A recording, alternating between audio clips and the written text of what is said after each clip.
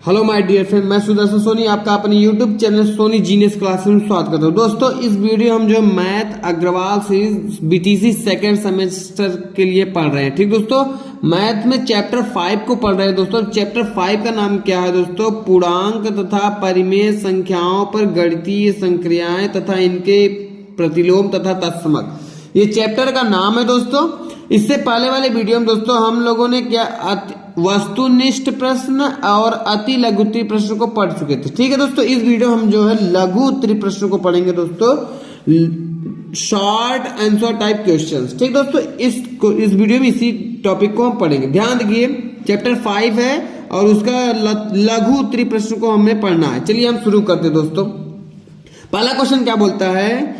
परिमेय संख्याओं का रेखा पर देखो, परिमेय संख्याओं का संख्या रेखा या रेखा पर निरूपण समझाइए। परिमेय संख्या कोई होती है, उसकी हमें संख्या रेखा पर निरूपण, उसके निरूपण को हमें संख्या रेखा पर समझाना है। ठीक दोस्तों, ध्यान से देखिए, मैं समझाता हूं। ठीक है, चलिए क्वेश्चन यही है। अब इसके बाद हम लोग समझते हैं। देखिए, परिमेय संख्या कोई भी जैसे परिमेय संख्या होती है, उसको हमें संख्या रेखा पर समझना है। सबसे पहले क्या होता है दोस्तों? सर्वप्रथम या सबसे पहले एक संख्या रेखा होती है। सबसे पहले हम एक संख्या रेखा खींचते हैं दोस्तों। संख्या रेखा के बीच में दोस्तों हम क्या लिखते हैं? संख्या रेखा के बीच में हम लोग दोस्तों 0 लिखते हैं। इसके बाद जीरो के दाईं तरफ प्लस वाली संख्याएं होती हैं, +1, +2, +3, +4। और जीरो की इधर बाईं तरफ -1, -2, -3, -4, इस तरह से अनंत संख्याएं लिखते हैं। ठीक दोस्तों, अब हमें ये हो गया दोस्तों। इसके बाद जैसे कोई भी परिमेय संख्या, जैसे मान लीजिए 5/6। ठीक दोस्तों, इसी को हमें संख्या रेखा पर दर्शाना है। ये परिमेय संख्या है, जो माइनस में होता तब पर भी परिमेय संख्या होती है। ऐसी संख्या है जो p/q ग्रुप में हो। चलिए इसी को हमें समझना है। जैसे 5/6 है दोस्तों, 5/6 है, इसको भाग करिए 6 से 5 में। 6 से जब भाग करेंगे आप दशमलव में जाएगा, 6×8 = 48, 0.8। इसके बाद दोस्तों 6×3 = 18, लगभग इतना जाएगा। तो इसका कहने का मतलब क्या है? दशमलव में गया है, 1 से छोटा है, 1 से छोटा है, तो यानी 0 और 1 के बीच में आएगा। देखो 0 से तो ये वैल्यू जो है बड़ा है ना, लेकिन 1 से छोटा है, तो 0 और 1 के बीच में आएगा। 0 और 1 के बीच में। अब इस 0 और 1 के बीच में जब आएगा दोस्तों, तो इस परिमेय संख्या क्या है हमारा? 5/6। तो 6 नीचे कितना है? 6। ये 6 है, तो ये 0 और 1 के बीच में 6 पॉइंट होने चाहिए। 6 पॉइंट, 1, 2, 3, 4, और इसके बाद ये इसमें और बना देते हैं 5 हो गया, और ये लास्ट वाला 6 पॉइंट हो गया। ठीक दोस्तों, ध्यान देखिए, 0 है और 1 है, इनके बीच में हमें कितनी संख्या चाहिए? 6 पॉइंट, 1, 2, 3, 4, 5, और ये लास्ट वाला 6 अपने आप होगा। ठीक है दोस्तों, 1 ये हो गया। हमें 5/6 चाहिए, तो 0 और 1 के बीच में ही आएगा, आप जानते हैं। तो 0 और 1 के बीच में ही जब आएगा तो 5 है, ऊपर कितना है? 5। तो 5 गिनिए 0 के बाद से, 1, 2, 3, 4, 5। यही पॉइंट जो हमारा A पॉइंट है, इसको नाम दे दीजिए, और यही हमारा 5/6 है। तो इस तरह से हम परिमेय संख्याओं को संख्या रेखा पर दर्शाते हैं। ठीक दोस्तों, जैसे जैसे हम दर्शाए हैं उसी को चरण वाइज लिख देते हैं। चरण 1 में कि सबसे पहले हम संख्या रेखा खींचे हैं, फिर इसके बाद संख्या रेखा पर 0, बीच में मध्य बिंदु 0 लिखते हैं। 0 के दाईं ओर प्लस वाली संख्या होती है, 0 के बाईं ओर माइनस वाली संख्या होती है। फिर जिस परिमेय संख्या को दर्शाना होता है उसके नीचे वाले हर को देखते हैं। तो हर जितना भी होता है, जो हम नंबर्स को संख्या रेखा पर लिखते हैं, उन नंबर्स के बीच में उतने ही उपभाग या उप इकाई में विभाजित करते हैं। इसके बाद अंश को गिनते हैं, इसको वैल्यू देखते हैं कि 0 से बड़ा है, किससे बड़ा है, किसके बीच में आएगा। इसके बाद उस संख्या रेखा पर हम दर्शा देते हैं। ठीक दोस्तों, तो आशा करता हूँ ये वीडियो आपको इतना मतलब क्वेश्चन नंबर फर्स्ट कंप्लीट हो गया दोस्तों। ठीक है, मैंने जितना समझाना था समझा दिया दोस्तों। बाकी सब लिखे हुए हैं, ये चरण 1, चरण 2, चरण 3 करके इस तरह से लिखा है दोस्तों। इसको पढ़ना आप पढ़ लीजिएगा। ठीक दोस्तों, बहुत थोड़ा सा लॉन्ग टाइम में, लेकिन जो भी लिखा गया उसको मैंने समझा दिया है। क्वेश्चन नंबर 2 देखते हैं दोस्तों। ठीक है, क्वेश्चन नंबर 2 क्या बोलता है दोस्तों संख्या रेखा पर पूर्णांकों का गुणन कीजिए। अब हमें संख्या रेखा पर क्या करना है, पूर्णांक का गुणन करना है, पूर्णांकों का गुणन सीखना है। ठीक दोस्तों, इसमें ध्यान देखिए दोस्तों, बहुत सारा करके लिखा गया है, इसको हम लोग अपनी भाषा में समझते हैं। ठीक दोस्तों, मैं समझाता हूं। क्वेश्चन नंबर 2, पूर्णांकों का क्या करना है, गुणन संख्या रेखा पर। क्वेश्चन नंबर 2 दोस्तों, पूर्णांकों का गुणन करना है हमें संख्या रेखा पर। चलिए, जैसे पूर्णांक देखिए, कोई भी पूर्णांक हो, पूर्णांक क्या होता है, 0 +-1 +-2 +-3 +-4, इस तरह से इनफाइनाइट तक। ठीक दोस्तों, जो प्लस वाली संख्या है वो धन पूर्णांक है, जो माइनस वाली संख्या है ऋण पूर्णांक है। तो पूर्णांकों का गुणन करना है हमें संख्या रेखा पर।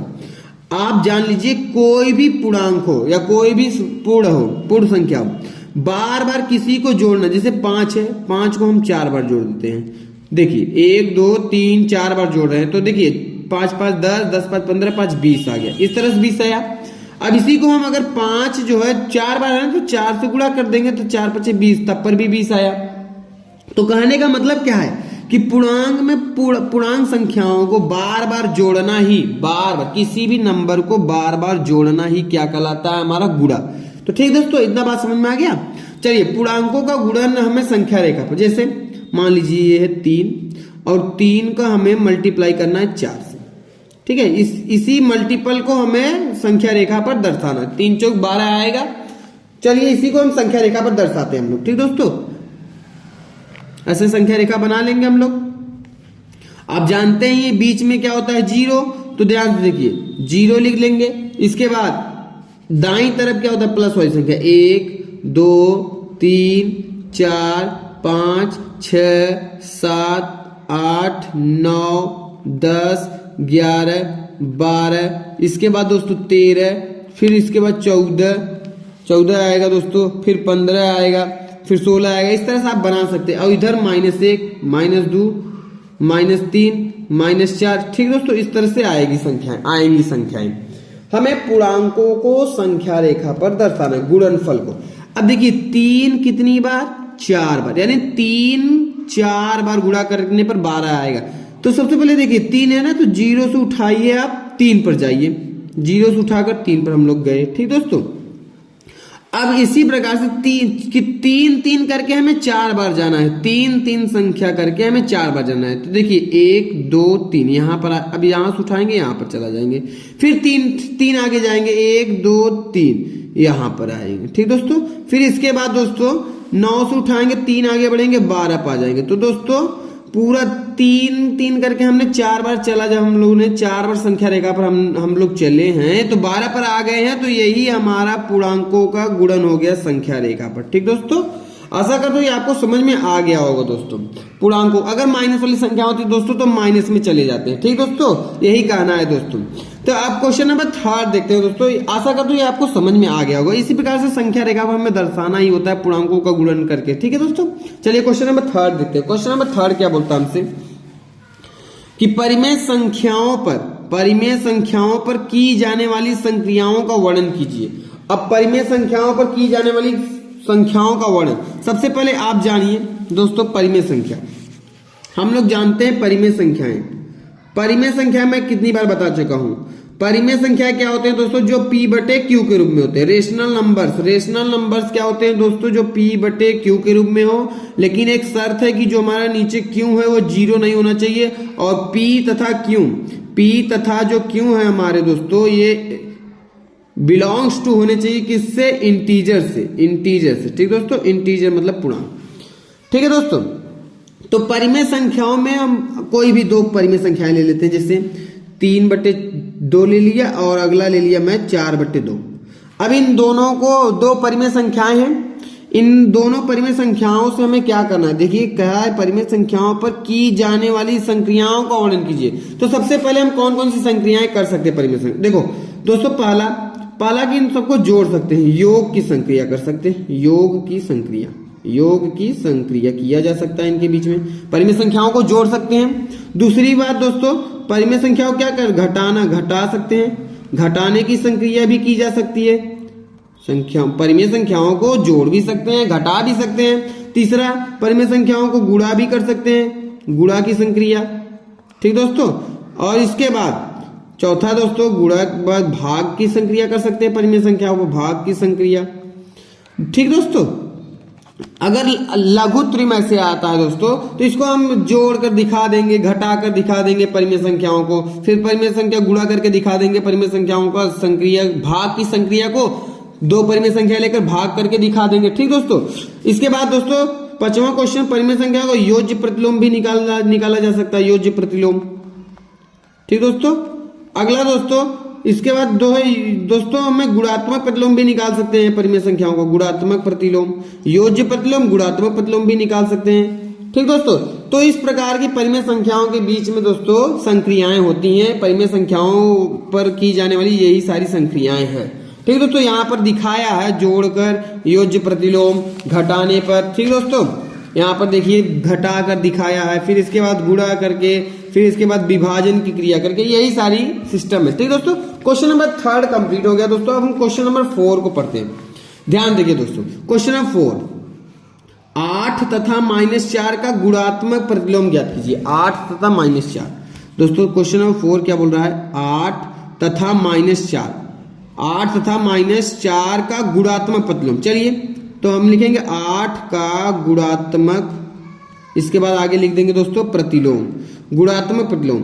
आप जान लीजिए दोस्तों हमें प्रतिलोम, गुणात्मक प्रतिलोम क्या होता है, जब कोई भी संख्या जैसे 3/5 लिखा है, इसका हमें अगर गुणात्मक प्रतिलोम चाहिए, इसी संख्या को पलट दीजिए, 5/3 कर दीजिए, यही हो गया गुणात्मक प्रतिलोम। अगर ये माइनस में होता दोस्तों तो माइनस चाहे नीचे लिखिए चाहे ऊपर लिखिए, उससे कोई दिक्कत नहीं है। चलिए तो इसी 8 का गुणात्मक प्रतिलोम देखिए, जिस किसी भी संख्या के नीचे 7 है, 7 के नीचे कुछ नहीं तो इसके नीचे 1 होगा, तो इसको पलटेंगे, जब इसका गुणात्मक प्रतिलोम निकालेंगे तो 1/7 हो जाएगा कि नहीं। तो यहाँ पर दोस्तों 8 है, 8 के नीचे कुछ नहीं तो इसके नीचे 1 है। अब जब इसको पलटेंगे दोस्तों तो 1/8 हो जाएगी, ये गुणात्मक प्रतिलोम हो गया 8 का। अब -4 का गुणात्मक प्रतिलोम निकाल लेते हैं दोस्तों, -4 का गुणात्मक प्रतिलोम।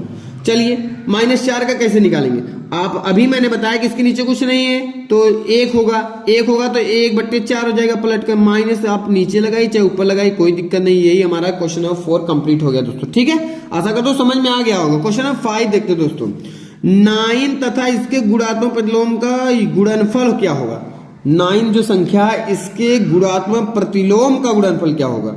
चलिए देखिए, पहले संख्या क्या है हमारी 9, संख्या हमारी क्या है 9, या अंक हमारा 9 है, क्वेश्चन नंबर 5। ठीक दोस्तों 9 है। अब इस 9 का हमें क्या निकालना है, 9 का गुणात्मक प्रतिलोम, गुणात्मक प्रतिलोम।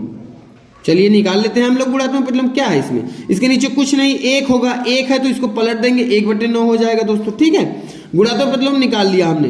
अब कहा है कि गुणनफल ज्ञात कीजिए, गुणनफल कितना होगा, गुणनफल कितना होगा। 9 जो संख्या हमारी 9 है और जो हमने गुणात्मक प्रतिलोम निकाला है 1/9, इसका गुणनफल करिए। देखिए 9 से 9 कट जाएगा, 9 1 कम 9, एक बार आया तो 1 का गुणा, जब आप देखो 9 1 कम 9 दोस्तों, 1 का गुणा 1 में करेंगे हम लोग दोस्तों तो 1 ही आएगा।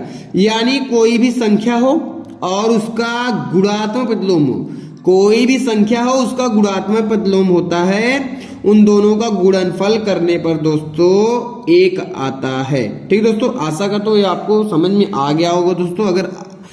अगर समझ में आया हो दोस्तों तो लाइक कीजिएगा, कमेंट कीजिएगा, सब्सक्राइब कीजिएगा दोस्तों। अब मिलेंगे अपने नेक्स्ट वीडियो में, तब तक के लिए धन्यवाद दोस्तों। चैप्टर 6 को लेकर मिलते हैं। थैंक यू, धन्यवाद।